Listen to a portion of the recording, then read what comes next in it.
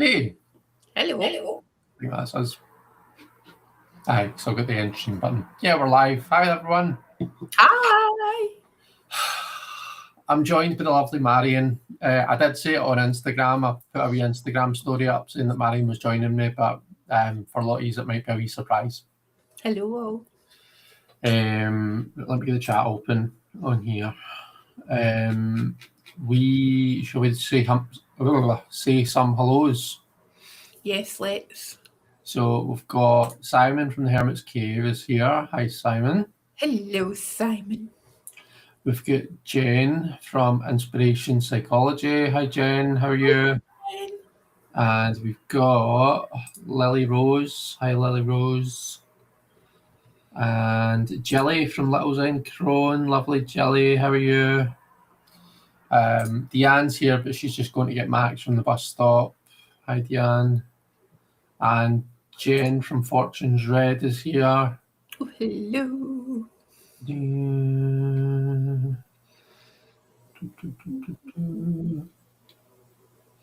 Golden's here. Hi, Golden. How are you?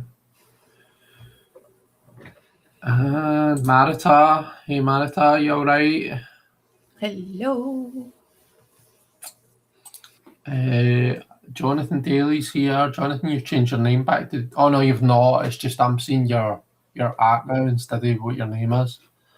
Do you know, I thought that was Jonathan because I recognised the Aloha.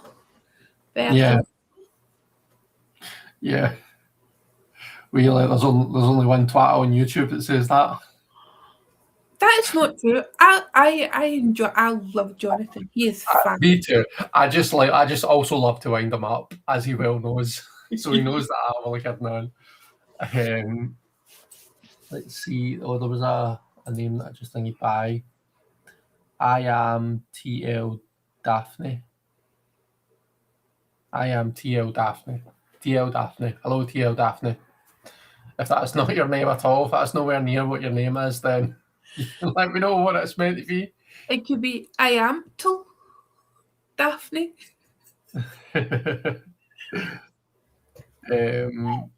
Let's see if we get anybody else here that I've missed. Beth is here. Hi, Beth. How are you?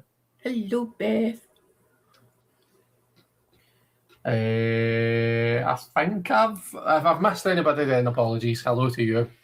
So, yeah, joined by the lovely Marion, and as always, it was not a pre-planned event. Was it? We decided like half an hour ago, didn't we? Aye. I was wondering what I was going to do with my evening, and then I just messaged you and says, "Do you want some company of the night?"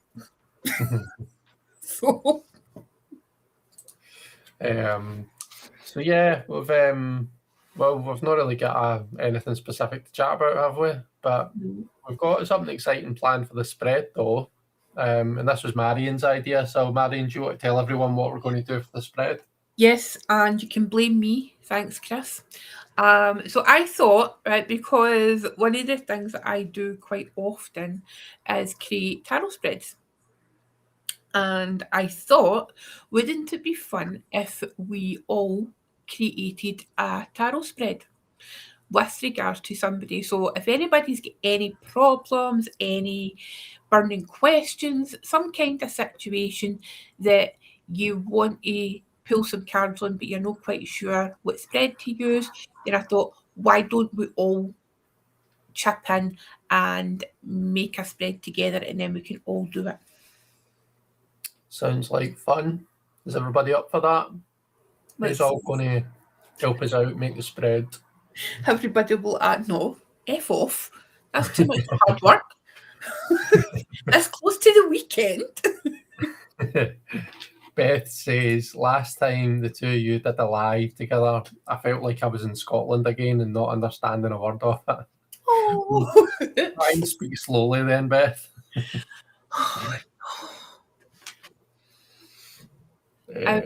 I will try to speak slowly. Enunciate. Do you know what? Have you seen that It's not a TikTok. It's like a Vine or something, and it's like it's just the way she speaks her voice. It makes me feel like I'm listening to you. It's that thing where it's an English woman talking to a Scottish woman, and she's like, "Are you gonna give me a prescription for my medication?" Do you know the one I mean?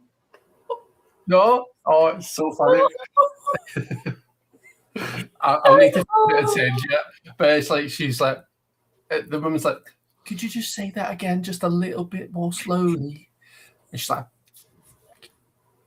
"Are you gonna give me a prescription for my fucking medication?" And you see the woman going, What? "Yeah, pretty much." But it's the way she sounds. I could imagine you like totally saying that to someone, like seriously. The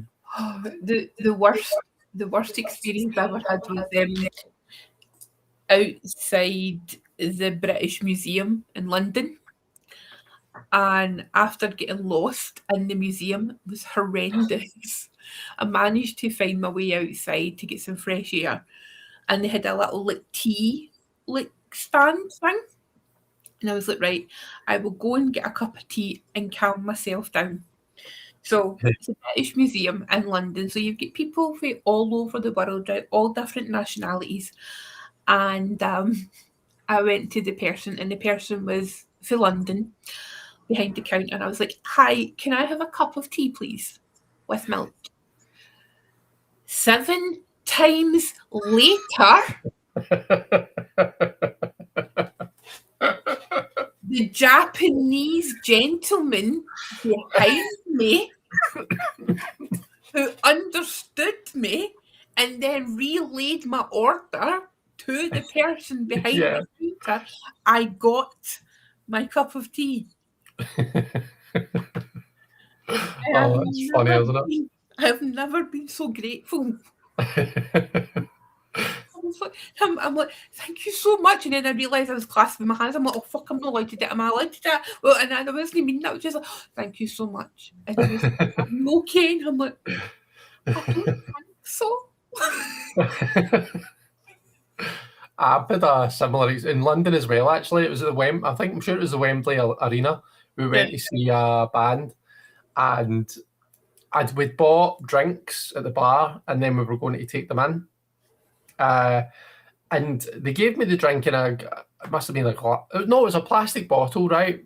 Mm-hmm. And when we were, say it was like a cider in a plastic bottle. So in the queue to go in, and you show your pass, and you've got like the stewards, and the woman says to me, "You've got to put your drink in a plastic cup," and I was like, "I says that's fine." I says, "It's a plastic bottle," and I bought it at the bar. And she just looked at me and she went, "It's not allowed." Okay, that's fine. All right then. As then. I'm done, hen. You're all right. She clearly thought I was like sort of like speaking some foreign language, and she said, "It's not allowed." I was like, okay, that's fine. They're there. But then there's other places that I've been in. It's like it totally understand me. But I've been teaching Maria really well. She'll say to me when I send her voice notes, if she can listen to me at 1.5 times the speed, she feels like she can speak actual. She's fluent in Scottish. She's fluent in Marion, so she can listen to I listen to a lot of people at 1.5 times the speed because I speed them up when I watch YouTube. So I do. I know, I can't. You can't speed them up? No, it makes me feel more well. I know, I quite like that. Ulcers or something.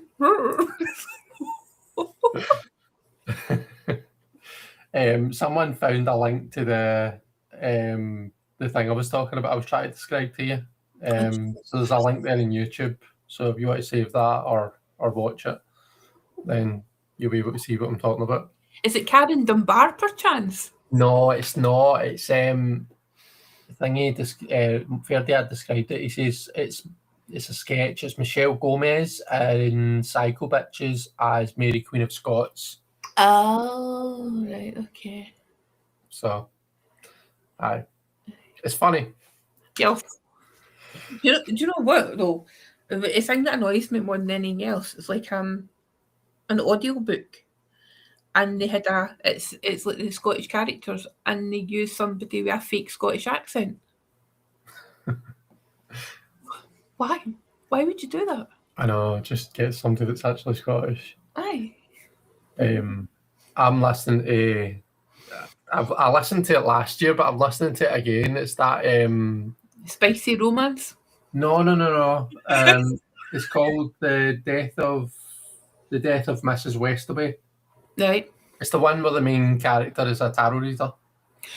Right, okay. I told you about it before. It's good. It's like a mystery type like thing that's got a really good twist at the end. I'd highly recommend. Ooh. If you can tear yourself away from your filth.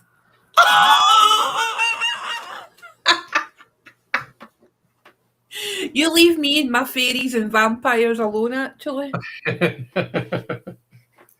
What are you listening to just now? Or can you tell us, are you going to get me a strike or something? I'm going to get you a strike. No, what am I listening to? I've actually been really good. Sam, I'm listening to the name escapes me. But it isn't a fantasy.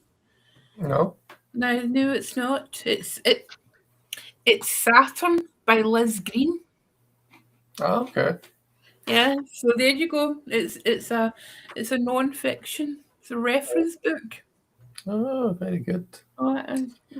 Very good. What's your favourite like tarot? But have you got any tarot audiobooks that you listen to? No. No. No. Fair enough. That's what I'd ask. But you know what? Do you know, right? Okay, so here's the thing, right? So the only tarot audiobook that I will purchase, well, no, the only one, right? But the one I am anticipating, okay, Yes. is Tarot Tableau Revolution by Maria Alves Hernando. Is it coming out in audiobook? I hope so. I offered to narrate it. Did she not take you up on that? No. She was like, but Mary, I'm the only person who will understand it. And I was like, is that a problem? And she was like, well, I wrote it. I was like, well, you'll not remember what you wrote. That would be really good if it did, because as I get older, I struggle to read and like keep my concentration when I'm reading. So I need an audiobook these days. It's it's a special kind of thing. It's actually, have I told you, like, sorry, my cardigan's really bugging me. What I started to do with the audiobooks, it was when I get the Brimstone audiobook. I bought books as well. Oh, and you read alongside it? No, I read it. I listen to a chapter, then I read a chapter, then I listen, then I read. Right. Because I just didn't have because my nervous system is just completely choked. I thought this is a good way to get back into actually physically reading with it being so overwhelmed, and it's worked.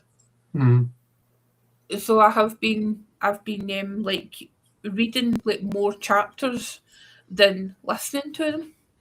Okay, fair enough. But I still like to listen because Anthony Palmini's voice is Kingfisher. Okay, nice. When he introduces people, all 7 gods. Right, okay. Anthony that you were talking about earlier, yeah? Oh. No, that's Anthony Perrotta. Too many Anthony P. I know there's too many Anthonys in my life. Sorry. It's fine. No, Anthony Palmini is the voice actor. Right. On the graphic audio of Brimstone. Right. Okay, got you. Sorry.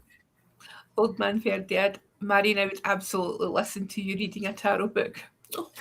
Maybe one day I'll write my own and read my own. Oh, God. Hi, Elaine. There's Elaine saying hi. Hi, Elaine. Elaine's lovely. Elaine stays over in Ireland, and her and our lovely son came over a few months back. It was, and I met them in town. I Did I tell remember you? that. Remember? I remember.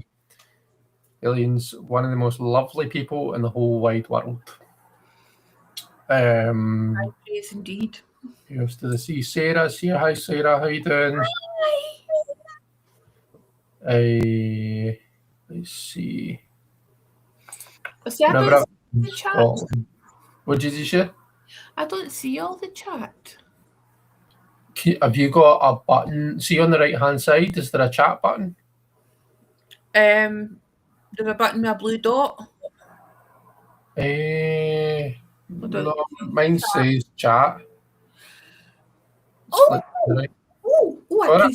Yes, I can see the chat. There you go. Elaine says we need to plan another visit. That would be nice, Elaine. I look forward to it. Someone said hi to Roman. Is Roman here? Oh, yeah, there he's there. Hi, Roman. Hello, Roman. Is Roman actually in Rome, or? Don't think so, no. No, Roman's over in the States, I'm sure. Right. I was hired to be a roaming tarot reader for a Moonlit Masquerade once. Where was that, sorry? Oh, I'm just reading. Oh, Jonathan. Roman tarot reader for Moonlight Masquerade 1 year party for a wine lounge, and I was trying to figure out how to do it. My tarot coins in wooden bowl. Like, as in, like, do you mean like you've done that, haven't you? You've done an event where you were just kind of walking from table to table with your cards. Oh, aye. Yeah. Did I ever tell you about that, or did you just psychically pick that up? Because that was a. That was well, the one I'm thinking of is the bazaar, the witchy bazaar lunch thing. Oh, I did not move that day. I was literally, I was. It was like Joe, and like Joe was running up and just giving me glasses of water because the whole time I was not getting moved. Oh, right, okay. Moving up, and I'm like, oh my god.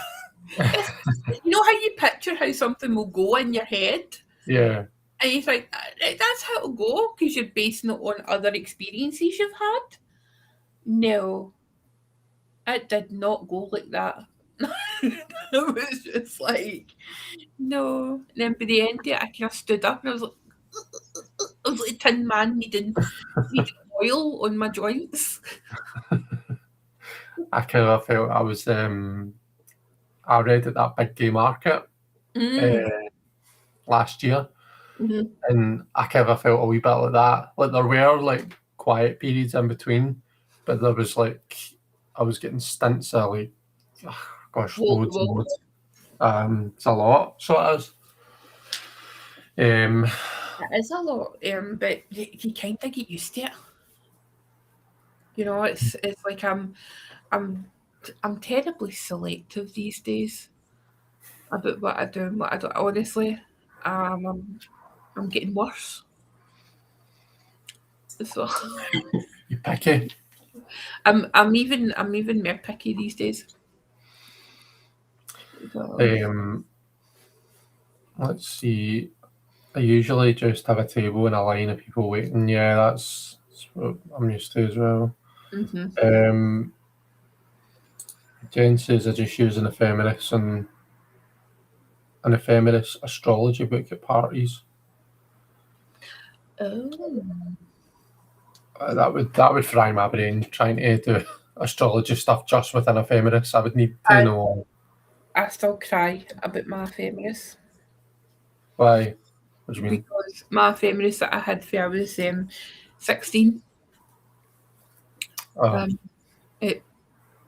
It met an untimely death, shall we say. Oh no. I know, thanks to a pint of water. Oh, that sucks.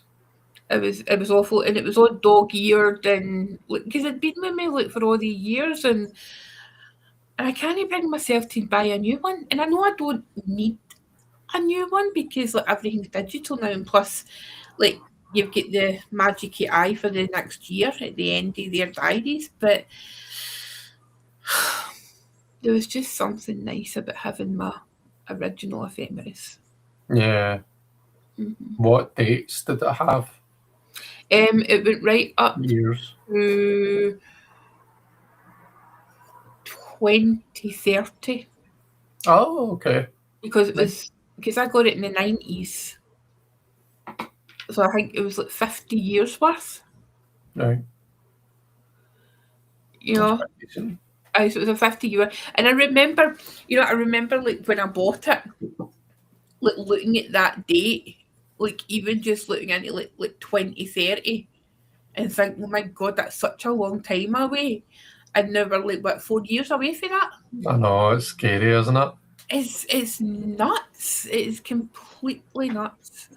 See, even when you think about how like see in politics when they're talking about, oh, we're going to be like this by 2030, it feels like 2030 is always the year they pick. You know, we're going to be whatever neutral by 2030 and this, that, and the next thing by 2030. And you kind of think, well, that's, That's, that's that's 100 ages years away. away. That's never going to come. And then you're like, no, that's actually like 4 years away now. I know. Scary. It's terrifying because it was like I was doing this thing like zodiacal releasing, Mm. and I'm in PMI's effect. Listen, I am grieving. I'm still grieving for that. Nearly, in fact, it's worse at an equal par as my long length leather coat. That was another heartache. Long length leather coat. Aye, What, you fucking Dracula? aye. It was my spike coat. Italian leather, right? And I saved up for it so much. Honestly, I stopped drinking for like 6 months whenever I went to dancing back in the day so I could buy this coat. Right. And I absolutely loved it, right? And I got it, and because it was like £1,000. So like back in like the early noughties, that was a freaking hell of a lot of money. So I remember going and getting my coat, and my figure was a lot better back then. So it was like kind of a fitted, and then it flared out like a A-line, right? Mm-hmm. And I fucking loved this thing, right? Absolutely loved it. And I kept it in like a travel suitcase. Mm-hmm. And when we were moving house, like one of the house moves, my suitcase with my leather coat in it. I mean, I kept it wrapped in like acid-free tissue paper and everything. Honestly. And my dad, because it was next to a couple of black bags, and he was like, "What's rubbish?" And I was like, "Oh, just the black bags there." Oh no. And he took the suitcase, and the suitcase ended up in the dump. And Oh dear. very sad. Oh, yes. Oh, what's this? Do you know what's coming to London this April, apparently? Robo taxis. Robo-taxis. Oh, that's so cool. Because my friend Leslie, she gets them all the time in LA. She says they're brilliant. All right. I'm actually looking forward to them. Yeah. Mm-hmm. What do you think that we're going? What's Neptune just moved into? Aries. Neptune's going to move in Aries. Is it not just moved into it? No. Oh, it is. Sorry. Yes, it's exactly conjunct my moon at 0 degrees. That's why I'm all over the place. I've got a valid reason for saying that I'm all over the place. So 14 years of Neptune in Aries. What do you think we're going to see? We're going 14 to years. see aggressive delusions. Yeah. That's Have you already seen that? well, exactly. No, that's what I've been kind of a feeling. And that's the phrase that keeps coming up, aggressive delusions. And where I think like spiritually or spiritual realms, um, I think that Neptune and Pisces has created too much fake love and light. Okay. I think so I think like in from that point of view it'll be one of the one of the main things that like not just me but a lot of other astrologers have been coming up with is it's like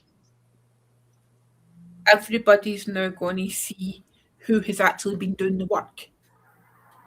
So it's like for 14 years with Neptune and Pisces, everybody's been saying, "Oh, well, I'm doing this and I'm doing that," I know, and there's been a lot of preaching about what you should do and what you shouldn't do. Yeah. So I think like Neptune and Aries is going to say, "Well, have you really? Let's test that." You can put your money where your mouth is. Very much so, because I mean, Mm. it's not just like Neptune isn't just moving into a new sign; it's a whole new Cycle, yeah. cycle because it's Aries, because it's a whole new beginning, and it's Yeah. like it's really difficult, especially on the internet, to find decent astrologers that aren't the American centric. Because everybody will go on about, oh well, the last time Neptune was in Aries, it was the American Civil War. Yeah. France had a civil war as well at the same time. There was a French Revolution.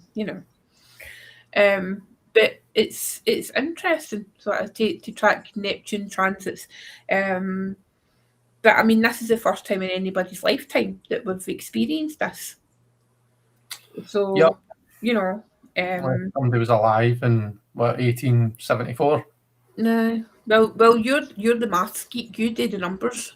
You know what it is. I do the words. You do the numbers. Uh, Yeah, love and light. Yes, praise, praise all the love and light.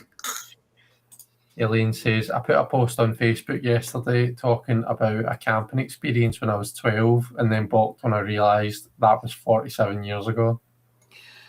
I'll tell you. See, some days it's like my mind thinks I'm still like 17, and then it's like I wake up and my bones tell me, no, no, you're very much your age and a bit extra.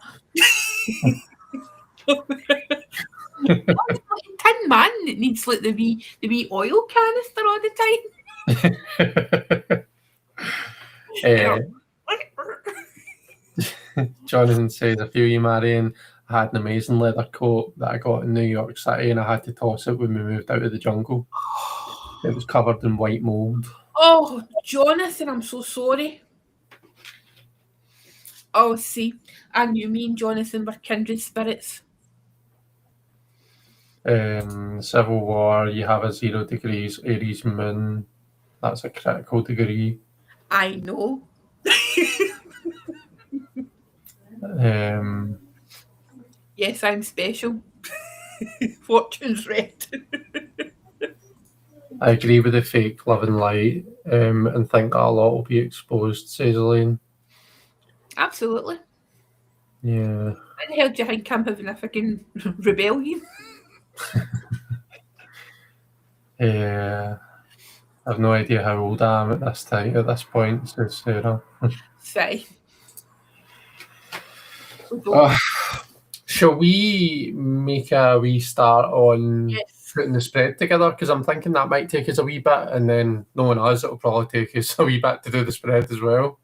Buckle up, folks. Buckle up. So, for anyone who wasn't here when Marion explained it, do you want to tell us again what we're doing, Marion? Uh-huh. Okay, so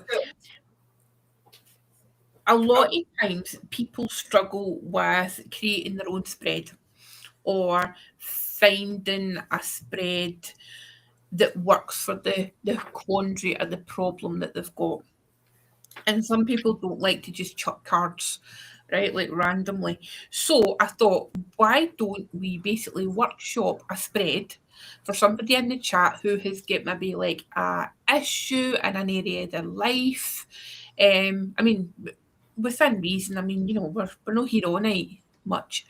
But like somebody, like if there's something going on and they're like, all right, okay, I really need some help with that. And I thought, like, let's devise like 3 or 4 cards, a 3 or 4 card spread with specific questions. And we can see what we can come up with, and then we can all do it. Sounds grand. Roman, no, Saturn is in Pisces right now. Saturn is at 29 degrees Pisces. It is, and I can't remember when it moves and stuff, but I think it's there on. Is it 13th? The 11th or 13th? Of February. I think so. Hold on. Yeah, you're right. The 15th, 14th and 15th. Valentine's Day. That's right. Yeah, that's actually, I remember that now. Because I did it would have been for what Capricorn? Is Capricorn ruled by Saturn? Yes. Yeah, so when I did my Capricorn reading, I looked up the Saturn transit for the year. And that was, Valentine's Day. And it's also Aquarius's traditional ruler. Yeah, of course, right enough. Yeah, so I've just done Aquarius. Lucky you.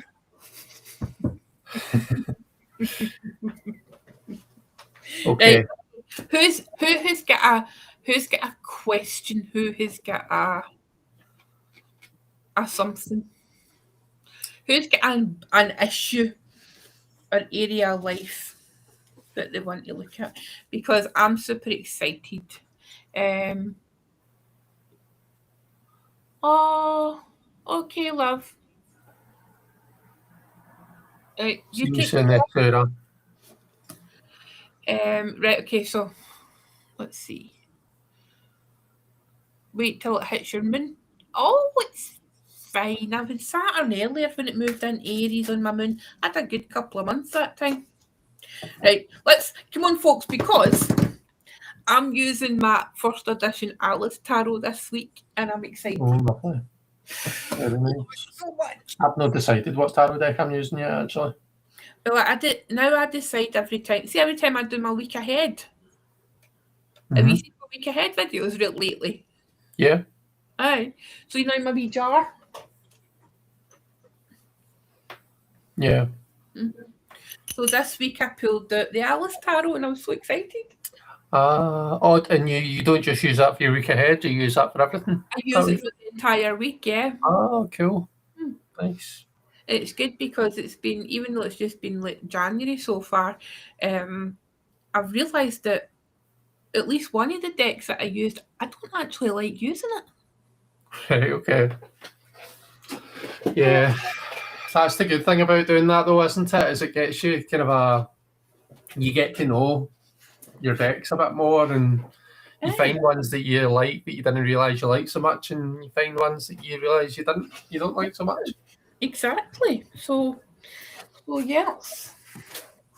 Right, folks. So we need so has anyone got like a question, or a particular life area, or a problem that you're wrestling with, or anything at all that we can basically use to bounce off from when we're creating spreads? Or does anybody have a friend that has got a problem that you maybe want to help? If you don't have a problem, maybe a friend has got a problem. That hashtag asking for a friend thing. Yeah, that friend. Oh dear. We can do that. Well, Sonils has popped in to say hi. Sonils, hey, how are you? Hey, oh, how much do I love this? How much do I love this deck? I do, genuinely. You get, honestly, me and this deck is just like, mm-hmm. It's the original with the white rabbit Wedgwood backs. Oh, very nice. Mm-hmm. Right, we've got a question in the chat. Okay. So Fifi I do have a serious decision to make, to be honest, to stay or look for refuge. Oh.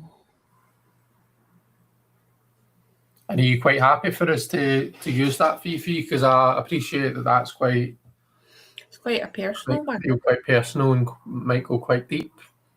Mm. So you happy for us to use this? Shades the backs are lovely. Right, let us know, because that's quite deep. But you know what? It's a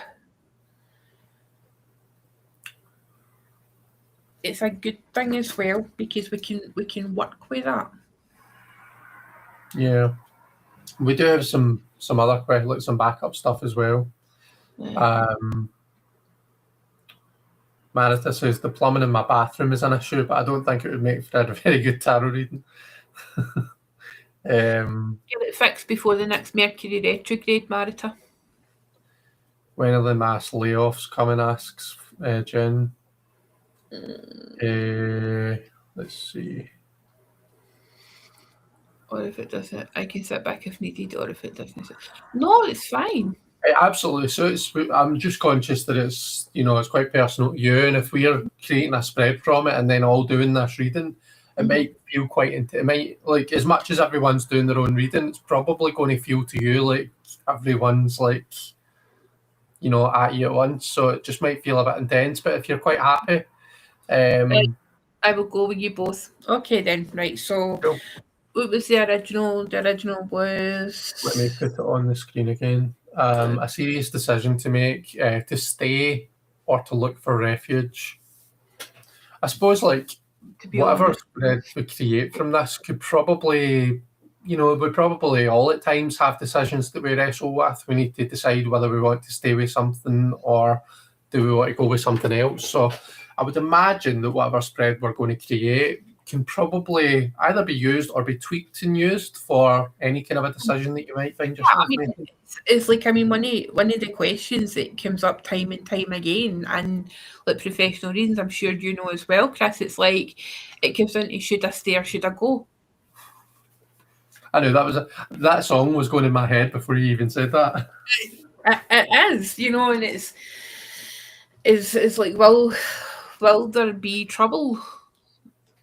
Like, and it comes up with different things. It comes up with like jobs, it comes up with houses, it comes up with relationships. It's not just that. It's not just like a kind of a one area. It can be a plethora of different things. So it's there. Go right. Okay. So I think, it's like the kind of easiest way to do this would be basically 4 cards. And essentially it's like something with a bit more depth than should I stay or should I go. For 2 of the cards, it's like kind of a big, like, so questions like open-ended questions as opposed to closed questions. So it's like open it up, right? So we could look at what are the strengths and weaknesses of the pros and cons to so, staying, and then do the same thing for going. aye, and what are the consequences, and what's a potential outcome? Yeah, So, absolutely. right, so have we got that then? Yeah, so just say it back to me. So card number 1. Card number 1 would be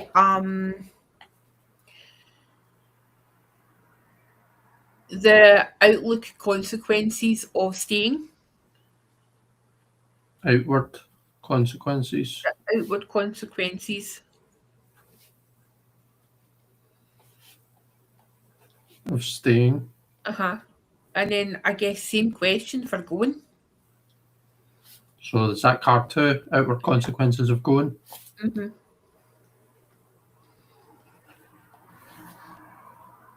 Okay. and then the what would the impact of either decision be on me?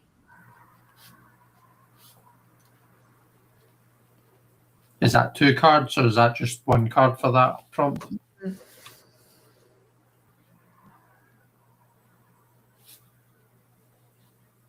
Or what would the overall impact be for me? So that would be the last card. Okay. I need to work backwards sometimes.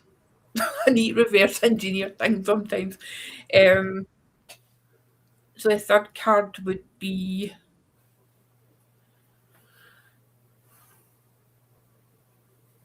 how does my decision affect other people or others?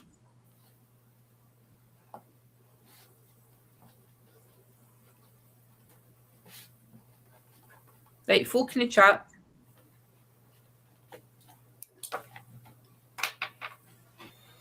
Do. John says, my question is an echo of this one.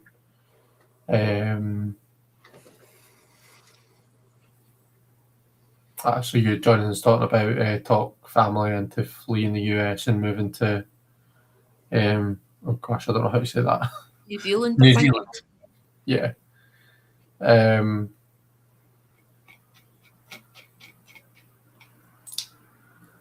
So we've got card number 1, the outward consequences of staying. Card number 2, the outward consequences of going. Mm-hmm.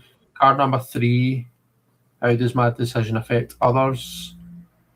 And card number 4, what's the impact of my decision going to be on me? So essentially, how does my decision affect others? And then how does my decision affect me? Isn't it? Yeah. And sometimes you don't need anything more complicated than that. Yeah, true. That's the thing. I mean, it's a KISS method. The KISS method. The KISS method. Do you know about the KISS method? Not in this context, no. Keep it simple, stupid. Ah. Okay. No, I've not heard that before. Right, KISS method. How we live our life. The kiss and smile is something that we use in maths. Eh? In maths, when you're trying to add or subtract fractions, you use the kiss and smile. Heard of that KISS method? No. I went to high school in the 90s. Things were a bit tougher then. I went to high school. I didn't go to high school in the 90s. I went to high school in the year 2000. That was when I went from primary to high school. Wow. Sometimes I forget how much younger you are than me. I think I'm that much younger, am I? Did you? 37.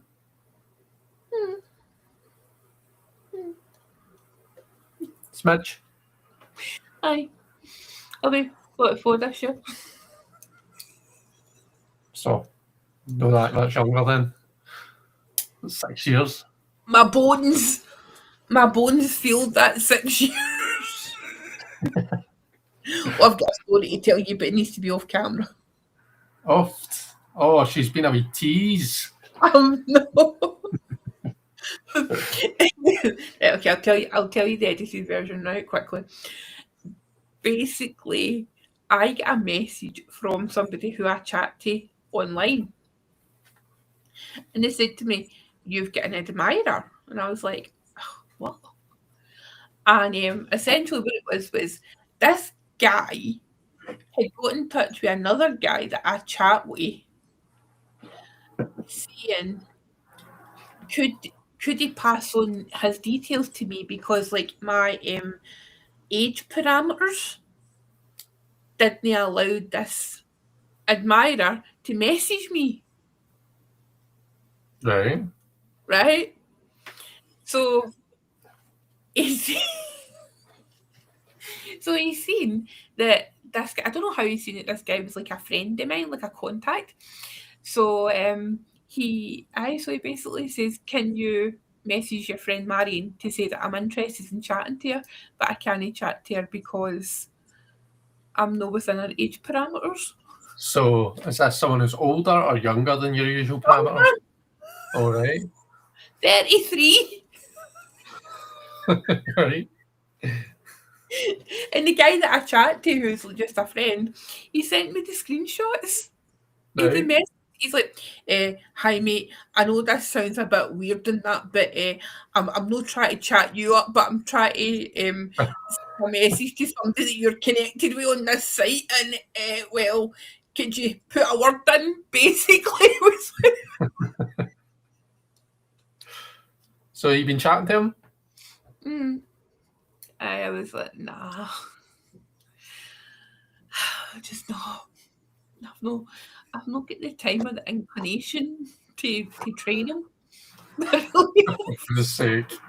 I was like, no. And he's listing all the reasons why getting out with somebody younger is good for me. Apparently. I'm saying all that. What are you just Sandy? So, 33? You're 36. That's different. That's 3 years. 37? It's 4 years between us. Well, that's fine. That's okay. Looking at a guy that's like a decade younger. I feel like he's auntie. Oh, shush. Decade. What site is that on, Marion? I am unable to disclose that information.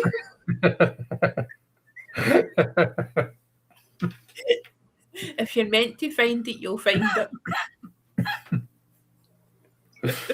Oh, Suddenly I've gone very red. Right, anyway, let's get back to this serious. So, business. Have we found the spread then? The outward consequences of staying, the outward consequences of going, the impact of my decision on others, and the impact of my decision on me. Mm-hmm. So is that us then? Is that what we're doing? Unless somebody else can chip in. Does anybody else have... We'll go for a 5 card, but if someone else can come up with a 5th prompt. I know, Jen, you'd said the outcome, but I feel like the positions 3 and 4 are almost like the outcome. But it's like the outcome on me and the outcome on others. Excuse me. So, what do we think? See, I shouldn't say it, no, I'll keep it to the end if I remember. Okay. I'm going to have to get going, says Jonathan. Have a day of wonder and hope, everyone. Or have a day of wonder and hope. Always, Jonathan. Good to see you. Cougar Maru, says Roman. How would Marita say? I don't see anything wrong with dating a younger person, says Marita. There's nothing wrong with it at all. Absolutely not. But no for me. No. I prefer my gentleman closer to the grave, to be honest. There's more chance of getting money.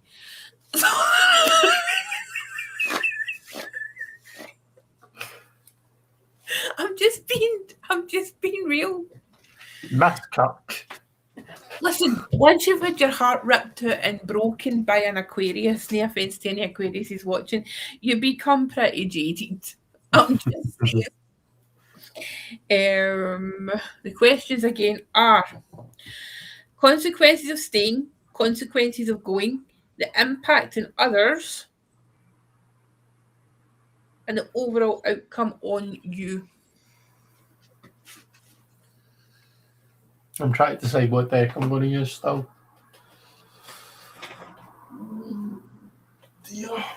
Well, it's not as if you haven't got any. I know, but that's the problem. 7 of Cups in right now.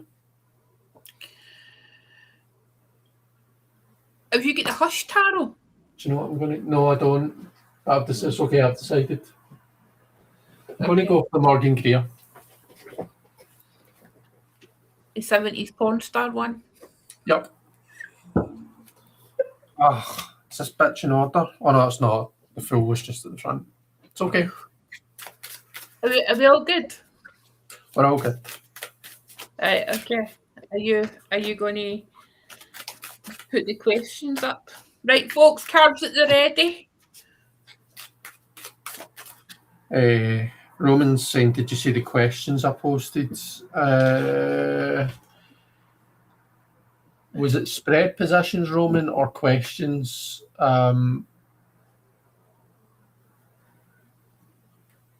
So we're only dealing with one question, Roman, and it's Fifi's question. What we've been doing is putting together a spread that would be suitable for Fifi's question. So Fifi's question was, let me read it again, decision to stay or to look for refuge. So Fifi has a decision to make. Does she stay or look for refuge? So that's the question that we're doing. And then we'll get the 4 spread positions that Marian's read out. So I'm using the Morgan Greer. Marian's using the Alice Tarot. Marita's using the Fairy Wicca. Ooh. Fifi is using the Witch Sister Tarot. It's Julia's deck, isn't it? Yes. I feel like I'm going to sneeze, but it's no happening. Fortune's read. Right, now we comprehend your Aries moon. Can I just say, I've got Venus in Aries as well. My Mars is in Aries, and my Venus is opposite in Libra. Oh, isn't that lovely? Well, my Mars is at 0 degrees Libra, so it's exactly opposite mine. It's And exactly opposite mine. Mine's is 0 degrees Aries. seriously, have you got a 0 degrees Mars? Yep. Chris, that's why we got on so well. Is it? My God, I need to do like a synergy chart for me and you. Oh. Although, apparently Mars is... So I know that Mars rules Scorpio, but Yes. because Mars rules my 12th house, Yes. which is Aries, because I'm Taurus rising, apparently Mars is like an issue for me. Whatever rules your 12th house is supposed to be maybe not very good for you. Something I heard. I've got a Scorpio 12th house. Oh, so yours is Mars as well? Yes. Seriously, there's a reason why we are like know each other.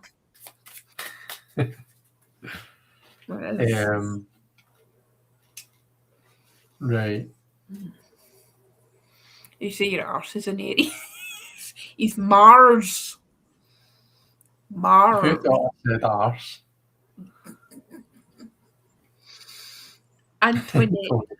Antoinette Tarot. Mars is probably in Aries as well, Tony, to be fair. Jen's using the Anna K and Lillian is using the 2.0 RWX. Nice. What were you going to say there? I've got to talk to you about something. No, I can't find it. Right, hold on. I'm trying to find it. Hold on. I've got too much stuff. Look, that's my pretty thing. Ooh. I don't even know why I was going to tell you about this. Oh, it's because Antoinette. And it reminded me of this book, The Tarot Reader of Versailles. Oh, right, okay. Yes. Is that what is that? It is it's a novel. Oh, what is it? It's a novel, and it's a novel about basically, I'll read it. And it is the early days of the French Revolution, and on the streets of Paris, terror reigns. Marie-Anne Adelaide Lenormand is a young woman with an extraordinary power. Through her tarot cards, she can commune with the dead, revolutionaries and aristocracy alike, seeking her out to divine their fortunes. Lenormand is loyal to Marie Antoinette and the Dauphin of France.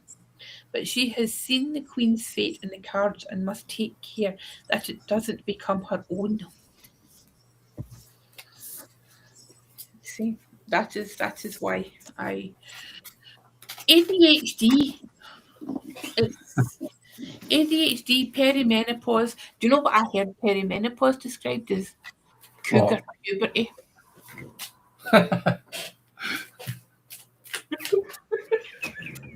Naturally, I told Mr. Scorpio, and he was like, "Oh, really?" And I'm like, "Yes." He's like, "Kinda is." I'm like, Anyway, right, He moving says on. I can bow out if needed. No. We don't want Oh, it. We don't want you bowing out. You're the star of the show now, Phoebe. Chris, that was for ages ago. Is it? Oh, Aye. sorry. How have I ended up way up there? Okay. Let's Might look see. it up in audio. It's very good. The author's Irish. She's lovely. She's actually a tarot reader. In real life, she knows how to read tarot. So yes. Oh, Okay. Will we start then? yeah. Well, we've not got all night. You know, we need to get started at some point. Right, I'm ready. So, card number 1, the outward consequences of staying. Mm-hmm. Okay. I've got quite an apt card for this, I think, but I'm going to put this in the chat if you want to get us started. Yo.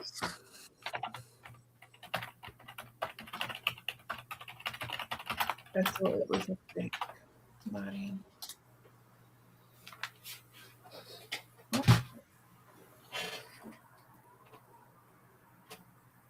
Oh, you thought it was a deck? No, it's a book. Oh, the tarot reader for Sai. Aye. Sorry, disappointed. It's nothing like close to cougar puberty. Well, I'm going to keep an open mind. Where does it say that? Molecule early Alzheimer's. Antoinette Tarot. It's nothing close to cougar puberty. Oh no.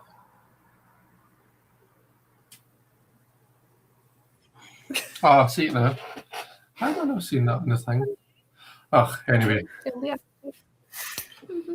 So the outward consequences of staying. Mm-hmm. Are you pulling cards? I did. You want to go first? If you want. The floor is yours.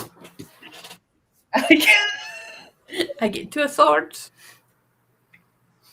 So the outcome of staying is more confusion. But what's interesting is the image in this card. The image is Alice and a sheep lady. It's mental, this deck. In a boat. So that would suggest that they're moving away. But are they moving away physically or mentally? Mm. Because the thing is, even if you move away, if you don't move away physically, you can move away mentally. True. And vice versa. True. Mm-hmm. I've got the 4 of Pentacles as the outward consequence of staying. So for me, it's like to stay in the position that you're in, it's going to feel like it has a certain security about it, probably because, you know, you're staying put and you're not enduring the scariness that has change. But it's almost like you're clinging on to something that's not necessarily the most healthy thing to cling on to. See how like he's clinging on to the pentacles, and what that's doing is, you know, in the context of the picture, he's not able to invest any of this money, any of these goods. He's not doing something sensible with it. He's not investing it. It's like sitting with like £10,000 just sitting in your normal bank account, not doing anything when you don't need it. You're not going to use it for anything anytime soon. Really, what you should do is you should invest that sensibly, or at least invest some of it so as that it kind of grows for you. That's what he's doing. He's sitting with his money, and he's just, yeah, he has a sense of security. and it almost feels like if you were to stay, that's essentially what that's the picture that we see. It's like it gives you the semblance of security, but is it really, or is it really the healthiest choice? Is what I would ask based on that. Interestingly, Fifi pulled the Five of Pentacles for that, so she did. So It's a similar card, but it's also like, so the outcome is consequences is staying, being the Five of Pentacles. Then even though you're physically there, you could be left out in the cold, literally. You know, like the circumstances around you could be made to feel like an outsider anyway. So is the question maybe why are you staying where you're not necessarily felt like you're wanted? yeah. Nine of Swords, Jen is pulled. She says, I already knew that. So anxiety, worrying, keeping your sleepless nights, constantly thinking. The nightmare is staying in the situation. It is a nightmare, so why continue it? Mm-hmm. Elaine's pulled the Wheel of Fortune. So a lot of the time we look at the Wheel of Fortune as being like, oh, good fortune, good luck. It's a fortune card, but it's a card of chaos. It's a card of like, there's no link between the cause and the effect. Things just happen because they happen. And it's a really kind of unpredictable and uncertain time. So again, I'll say what I was saying there, like to stay, you're giving yourself what in theory on paper it should be. It should feel secure because it's what you're used to. It's like telling yourself it's better the devil you know, but sometimes it's not. Do you know what I mean? Sometimes the devil you know is an absolute C word. And that to me is the nature of the Wheel of Fortune. It's like it's not always like, I'm winning £1 million. Sometimes it's like, sometimes you're at the bottom of that wheel being crushed underneath it. Now, but add to that, the fact that the Wheel of Fortune is Jupiter, and whilst Jupiter is considered a benefic planet, it expands. Jupiter expands whatever it touches. So if you're having a good time, then of course you're going to get more of a good time. But if you're having a crap time, then it's going to expand that as well. That's a good So point. it can make it worse. That's a really good point. The Hanged Woman, Beth is pulled. So the Hanged Woman, the Hanged One, setbacks, delays, it's like stopping and taking a step back. You're not progressing, not necessarily moving backwards either. You're just kind of taking a bit of a back step. And it might give you some time to reflect and to think about things. It might give you a wee bit more time. It's like buying time. So if you think that that's what you need, then by all means, don't let us say what you should do. But It's also a card where you could equate it to delusion because it's Neptune. So it's like, are you kidding yourself on? Are you deluding yourself to the fact that the situation's better and unable to face the consequences of the reality? So you'd rather just keep your head in the kind of a like dreamscape here, the kind of a let's just pretend everything's okay, and then you start to believe your own pretenses. yeah. Marita says Concobar, RG of the man. Not sure what that is. Don't know if Marita's maybe pulling for a funny deck. Funny deck? We don't speak that language. Sorry. Beth says it could also be stagnation. Very true. Yeah. Okay. Shall we move on to card 2? Yes. Okay, so card 2 was the outward consequences of going. Yo. Do, do, do, do, do. Boop. Mm.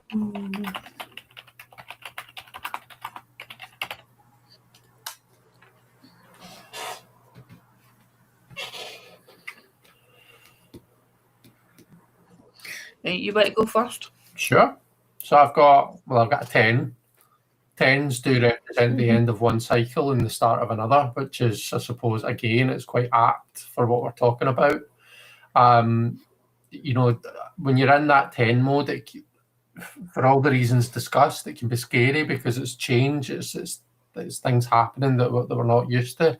But given that it's 10 of Pentacles, and given that just what we're looking at here is a very kind of a very safe, secure environment, it almost feels like the consequences of going are exactly how you've termed the question, refuge. It might be a scary time, and it might be that you need to kind of recognize the end of one phase and the start of another, but you're going to feel a lot more secure. Yeah.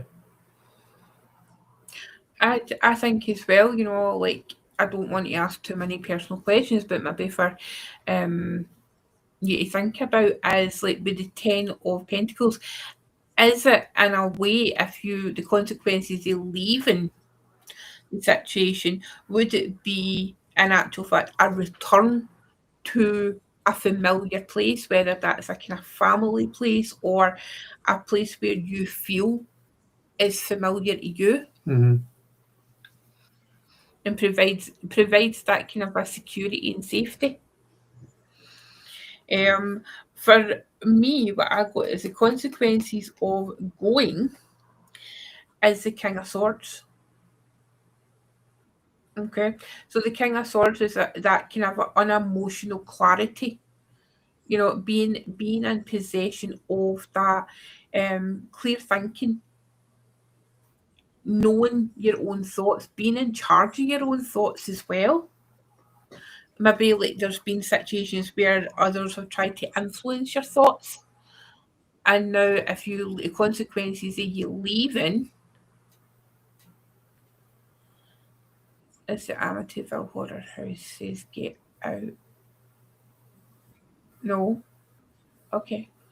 But no, that's what I would say. Like some clear thinking comes to fore, and you'll be able to own your thoughts again. Nice.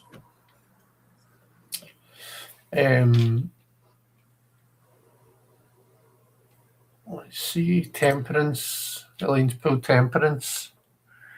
So there's a sense of like balance there. Still a kind of for me, I feel like temperance still has a certain amount of care about it. Like she's still kind of a fully clothed. She's still been really careful about how she's pouring things. Like everything's very much like, one foot in the water, one foot.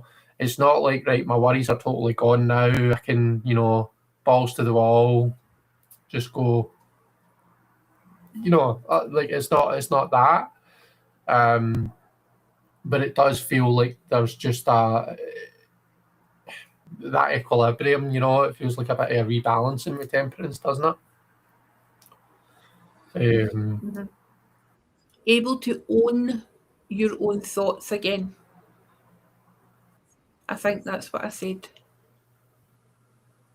Yeah, own your own thoughts, which is a nice because it's the king ownership. So it's master your thoughts. Yeah. Have mastery over your thoughts. Temperance is also Sagittarius, isn't it? Sagittarius is the Yep. sign of like long distance travel and stuff, is it not? Yes. Sagittarius is the wanderer. Mm-hmm. So like talking about that, it would be an opportunity to move, but it's also alchemy. It's a card of alchemy, so it's like there's this feeling that just this kind of ownership of who you are. That's what it feels like. Mm-hmm. So it does. There's a, it's like taking who you have been, mixing it with who you are now and who you want to be, is now producing something completely new, because we can't just walk away from who we were, right? It's always going to leave traces, and then we take that and then we mix it with our new experiences. So it's like even the bad things are still part of us, but it's about how we utilize those components to create who we're becoming. Yeah. Did I get a bit Oprah there? No, you're fine. I was with you. Fifi herself has got the 10 of Cups. So again, I feel like we're in sync, Fifi. We're getting kind of a similar-ish cards. So that's, to me, that's again like the 10 is the end of one phase, the start of another. Your card is much more emotional than mine, which and your 5 of Pentacles was much more emotional than my 4 of Pentacles as well. But that's probably a testament to the fact that you're much closer. It affects you, so of course it's going to be more emotionally charging for you. It's you're much closer to it. So it's that emotional security, it's that emotional safety that it represents for you. Whereas I'm more picking up on the physical safety and security, I guess.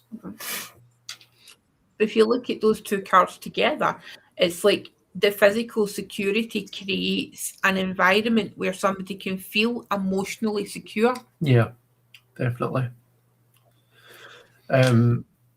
Jen has got the 2 of Cups. So from, the nightmares and anxiety and overthinking, we get the duality, the 2 of Cups, the very emotional, that just, it's almost like getting that sense of self back into it, like getting that. Like, we're not saying that you're going to go to wherever this place is and you're going to hook up with somebody, Fifi, although maybe you might do just that if that's what you want to do. Right. We're not here to judge. This is a safe space. Where's your Venus? Fifi, where's your Venus? But it's almost like just feeling that sense of self, getting that sense of self back, and that ability, almost like the ability to feel that you can connect again. A 2 of Cups as well can be like an emotional balancing within yourself. Yeah. Like your outward facing self and your inward facing self. It can like just being harmonious. Yeah. King of Cups, Beth pulled. I feel like we're all very much in sync so far. Like no one's feels like they're miles out and reading something totally different. So that's quite reassuring, I think. So yeah, but probably ties in nicely with your card, Marion, where you had mastering your thoughts. From that, you're then able to master your emotions. Yep, head and heart and harmony. Yep. And yeah, Jen's saying, as the Amityville Horror House says, get out. Right, we get MJLs here. Fifi, no, I'd be single. Even for 12 hours, you can kid on you're no single. We're not all but long term here. Here for a good time, no a long time. Since I found the Hermit's Cave in here, I'm learning that in so many ways. There you go. Good. Marita's got the 4 of Swords.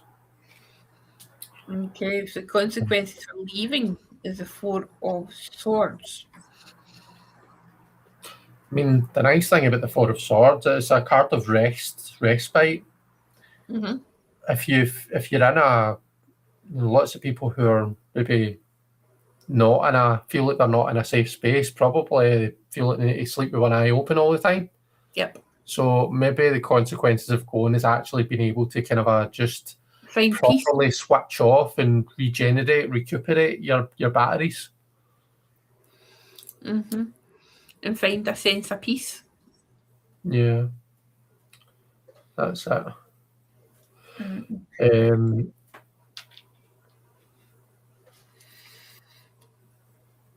Let's see. Marta, I feel it's better for you to stay. For her. So I think Marita's talking about herself. So she's reading for herself using the cards that she's pulling. Mm-hmm. So she's comparing the Four of Swords to whatever that first card was. Right. Okay. It's a permanent rest, though, only depending on the context of the question.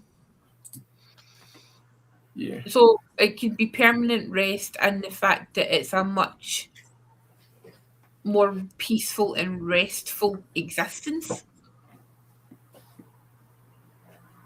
You know, it's like being peaceful and having like a nervous system that's at peace becomes your new normal.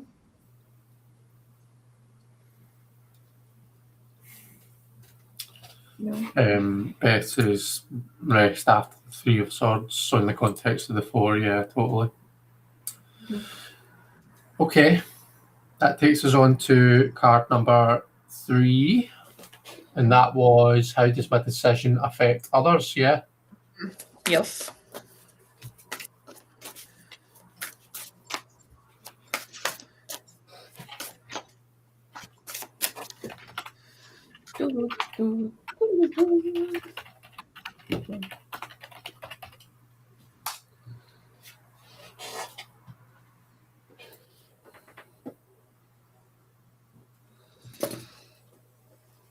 Okay. What'd you get? Cool. Phil? What's a big card? That is, isn't it? That's a big card. His wee satchel looks like balls. Does though, doesn't it? I've just noticed it. Looks like a big pair of balls. See, before I came on here, I was scrolling and a reel come up, right? And it was a tea bag shaped like a bossack. And it was getting dipped into a cup that looked like a mouth and it had lips. Oh, for goodness sake. I sent it to Kenny. And he's like, stop sending me these things. Who did you send it to? Kenny. Who's Kenny? Kenny's. We've talked about Kenny, have we we? not? I don't know. Have we? I don't think we have. No, we've not. Did we? The guy I went to school with, who I thought originally was the astrologer for Florida. Oh, okay. Oh, there's been. Anyway. Right, you go first, or am I? Are you reading first, or am I? I'll do it because we'll do it alternately, right? So I have got the Six of Wands. Okay. So we didn't specify who the others were, right? So I would like to suggest, right, the impact on others would be celebration. So it would be like, say for instance, you make a decision to go and your friend group, etc., are just like, well, thank fuck they're out of there and they're away from that, or they're somewhere else. I think. Yeah. It's a thingy celebration. Yeah. Mm-hmm. Mm-hmm. Nice. With some Knight of Wands, like the Knight of Wands. The Knight of after you just saying you're here for a good time, not a long time. I know. Then he shows up. It's like I called him in. Right, what do I think about this fool then? So how does your decision affect others? And we get the fool. I mean, there's definitely that kind of a sense of like it's the same, you know, in the same vein as what you're going for. Do you know what I mean? It's definitely that sense of like well, with the fool, it's renewal. You know, there's a much things feel much lighter. But with the fool, there's like there's the lack of like there is very much things feel out of control. It feels like things are out of your control. So, and this is where like Marion says, we've not specified who the others are. So Marion might be looking at it from one particular group of people. I might be picking up on others, and then you might, like, you know, there's different people maybe. But I get this overwhelming sense of like, oh, I've lost control. Do you know what I mean? And it's an exciting thing, but it's a scary thing as well. It's like I've lost a certain aspect of control, and it's like I don't, you know, there's no rules anymore. Like everything's new, so there's almost like I've been plunged into the unknown feeling here. The impact in others as well could be who they're moving away from. Do you know what I mean? So it's like have the people, because remember the fool's Uranus. Yeah. So if you are like if your circumstances change all of a sudden with this person leaving or staying with better boundaries, there's something that's changing. And you're not necessarily in control of that. So again, but it's like, did you jump off the cliff, or are you falling off, or are you pushed off the cliff? Yeah. You know what I mean? So it's like it depends on the others. Yeah. Yeah. There's yet another way of looking at it, and it was really obvious all along. Like the others, and the fool card is the dog. Aye. So, what's the dog's position in this? What's the dog doing? Oh, the dog running along dog behind the fool, saying, "Be careful what you're doing. Watch, there's a cliff there. You're going to fall." Like, oh my gosh.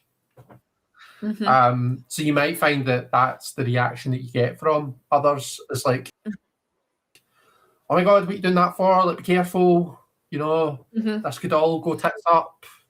Yes. That might be the reaction that you get, and don't be surprised if you do. It's why when you start to change your mindset about things, when you go and you do things, or let's say you're going to do things that are out with the norm for the people around about you, people will try and hold you back. And sometimes it's deliberate, sometimes it isn't, because sometimes it comes from a place of that person being afraid for you because they care about you.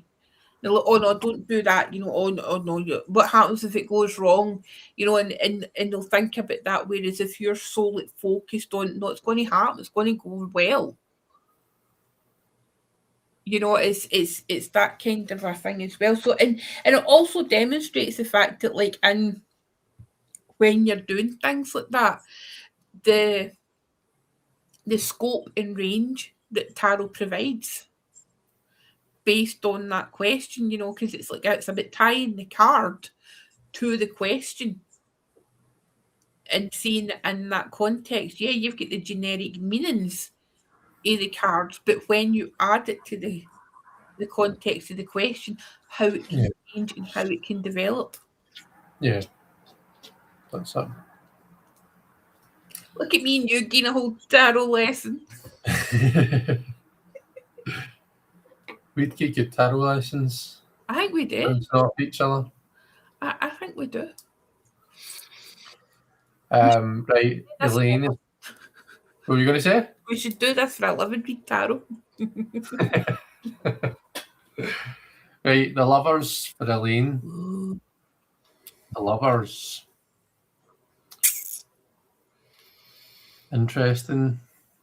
So it's a card about love, harmony. It's also a card about choices and stark opposites. So it is taking the high road or taking the low road, that type of thing. Do you know what that song means? You take the high road and I'll take the low road. Yeah, so it's just he's singing to someone that's passed away. And that's the idea of the high road is we'll meet there again, but you're taking the high road now. It's actually really sad when you think about it.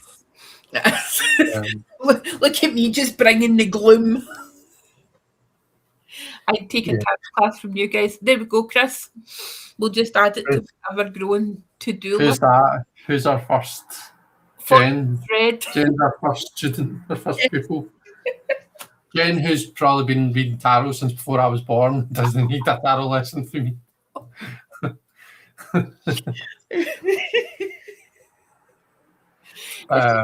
Just so she can hear our voices. That's what it is. Yeah, that's what it is. Fifi, the Two of Swords.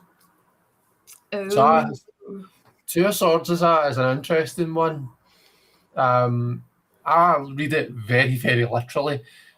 You're in two minds about something. Two and Swords is the mind, and two minds about something. And that's like when you look at the Two of Swords, to me, you can always cut it down to that. It's about being in two minds about something. It's about being unsure. It's about being hesitant, feeling in a bit of a stalemate. Because you know that there's something painful or there's something difficult that's going to happen.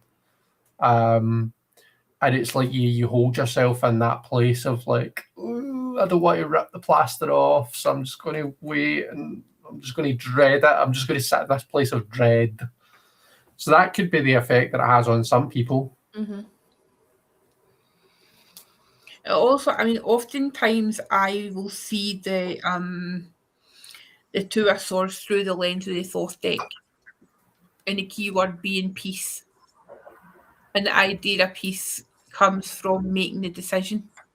So in these circumstances, what would it be? What would the impact on others be? Well, when you make a decision, it's brought them peace. Because because they might have been trying to make a decision as well, and they've been too chicken shit to do it. So you've taken that choice away, but in doing so, you've brought them peace because they've not had to make a decision. It's like when you're in a relationship with somebody or you're dating somebody, it's like, oh, what do you want to eat for dinner? Oh, I don't know. Oh, just fucking somebody make a decision. You do that. Do you know what I mean? It's like, please, just, you know, and that's why I always get told that I'm no delicate. Because I make the decision. Is the Two of Swords, is that the moon in Libra? I think so. No, Two of Swords. Yes, it is. Sorry. Yes. The moon in Libra.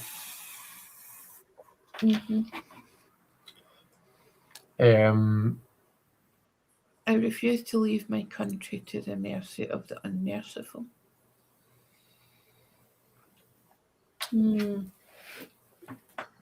Beth has got the Knight of Wands. So the Knight of Wands is a weird guy for me. He often comes up when we're talking about changing your location. The Knight of Wands and the Eight of Wands, if they come up together in a spread, this person's moving house. This person's like moving. Yep. So there's that. There's that change, that very literal change in location that it talks about, and we see the Knight of Wands like moving about, like, can he sit still? So let me enunciate the question again. How will my decision affect others? Well, the decision will affect others by them leaving. It's them that's leaving. It's not you that's leaving. You've made a decision. Oh dear. Dear me. Hello? Add to the stream. Imagine abandoning me like that. It wasn't me. It was. You disappeared I momentarily. never done nothing.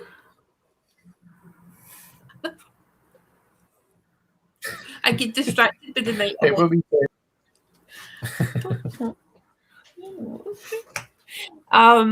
So yes, about the night alone. So it could be that the decision has been made and it's not you that's actually moving, but it's other persons who are having to leave because you've made that decision. Yes. Could be. Got another fire card. We've got the strength card from Jen. Ooh. A lot of people. It's not me that's leaving.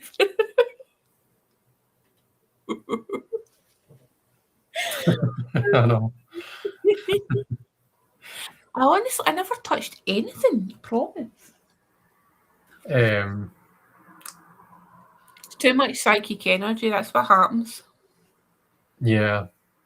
So it's this strength card. Like now, a lot of the time for me, I see strength is about like being confident in yourself. But it can also be, if you look at what's happening in the picture, a lot of the time, it can also be a card about confronting part of yourself, confronting your demons, or confronting that part of yourself that you maybe don't always deal with as much as you should. So, how will it affect other people? Well, it might make them confront parts of themselves that they otherwise haven't really dealt with much. Jelly pulled Judgment for card 3. Ooh. A couple of different ways you could view that. It might be the person. It might be about being judgmental, whether the person is judgmental, the others, whether others are going to be judgmental about it, or whether there's certain people that might feel like they're being judged just by you making the decision that you make. Yeah. Because that's the thing as well. People take your journey as a reflection on them, and the decisions that you make is a reflection on them or some kind of dig against them, and it's really nothing of the sort. What does judgment correspond to? Does it correspond to a planet? Pluto. Oh, does it? Okay. It's that kind of underworldly, real kind of getting right into the gutsy things. Yeah. You know, that rebirth. So if you think of the Waite Smith, do you know what I mean, where the bodies coming out of the stone coffins?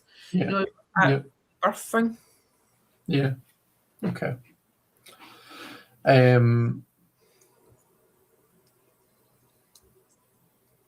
think the King and Queen of Earth are 1 and 3.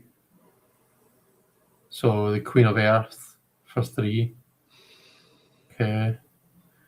No worries, Jelly, don't worry.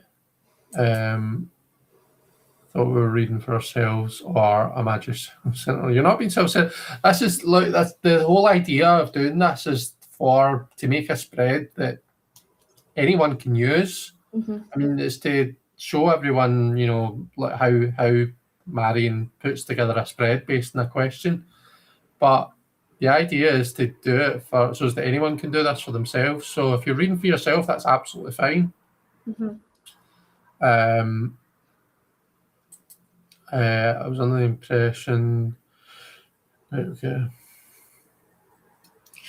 Listen, I'm here. It's utter chaos. We can start with one mindset, and then halfway through, we can just naturally gravitate to something completely different and go on a tangent. This is a tarot tangent, essentially.